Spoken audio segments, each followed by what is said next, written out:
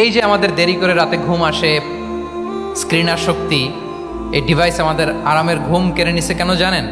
এর কারণ হচ্ছে আল্লাহর দেয়া যে ফিতরাত, এই ফিতরাতকে আমরা উল্টে দিয়েছি। ইসলামিক লাইফস্টাইল হচ্ছে আপনি একেবারে সকাল সকাল আপনার দিন শুরু করবেন। Early to bed and early to rise makes a man healthy wealthy.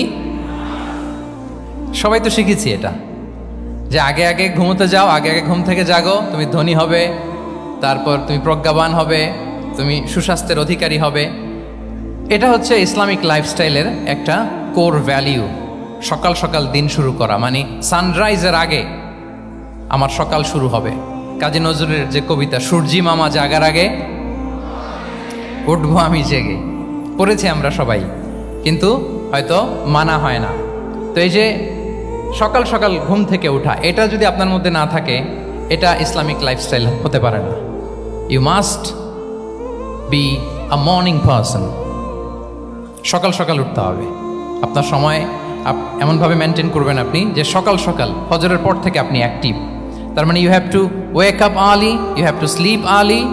একজন মর্নিং পারসন যদি না হন, এটা ইসলামিক লাইফস্টাইল হবে না।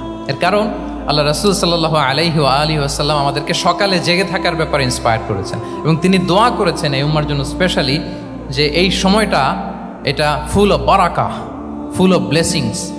তিনি দোয়া করেছেন, আল্লাহুম্মা বারিক লি উম্মতি ফি বুকুরিহা।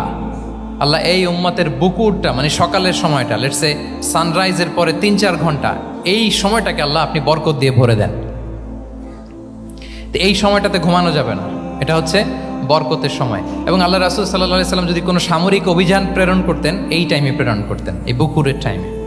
এবং সাহাবারা তাদের কোনো ট্রেড ক্যারাভান, ব্যবসায়িক কাফেলা যখন সেন্ড করতেন, এই টাইমটাতে সেন্ড করতেন, কারণ এই টাইমটাতে বারাকা।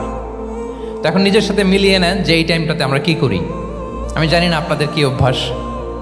আমি এসে তো শুনলাম যে জাহাঙ্গীরনগর বিশ্ববিদ্যালয়ে নাকি যতজন শিক্ষার্থী মানে ততজনের জন্য এখানে আবাসনের ব্যবস্থা আছে। বাংলাদেশের কোনো ইউনিভার্সিটিতে নাকি এটা নাই। আলহামদুলিল্লাহ, অসাধারণ প্রিভিলেজ, এখানে অনেক সুন্দর সুযোগ। তো এখন বলেন, আপনাদের সকালের রুটিন কি? বলেন, ঘুমিয়ে থাকেন না জেগে থাকেন? হ্যাঁ, আচ্ছা, ফজরের পরে আমরা ঘুমাই কারা কারা দেখি? সর্বনাশ। আচ্ছা ঠিক আছে, হাত নামান।